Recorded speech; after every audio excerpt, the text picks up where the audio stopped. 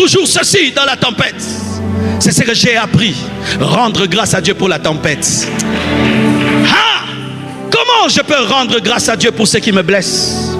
Comment je peux rendre grâce à Dieu pour ce qui me fait pleurer? Comment je peux rendre grâce à Dieu pour une perte? Comment je peux rendre grâce à Dieu pour ce qui veut détruire ma vie et mon ministère?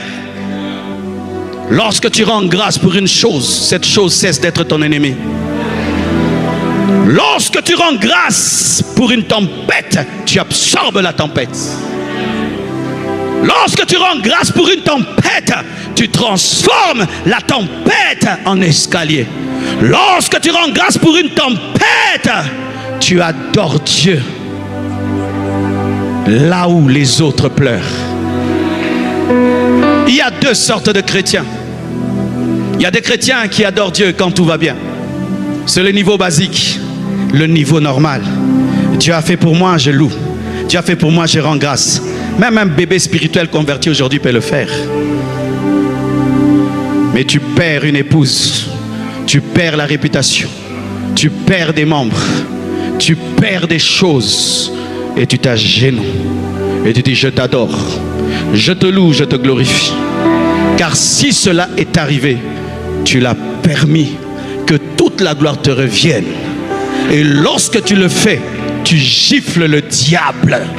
Parce que le diable envoie la tempête pour t'amener à te comporter comme la femme de Job et dire maudis Dieu et meurs.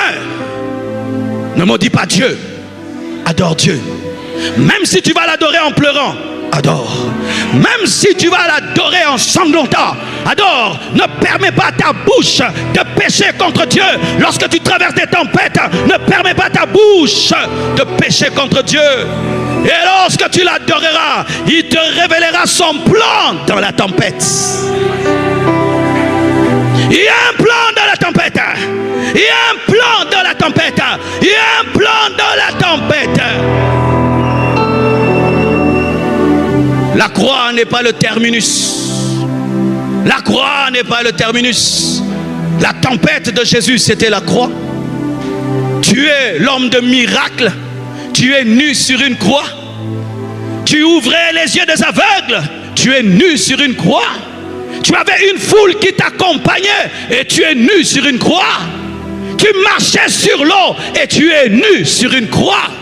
On aurait dit c'est fini alors que c'était le début.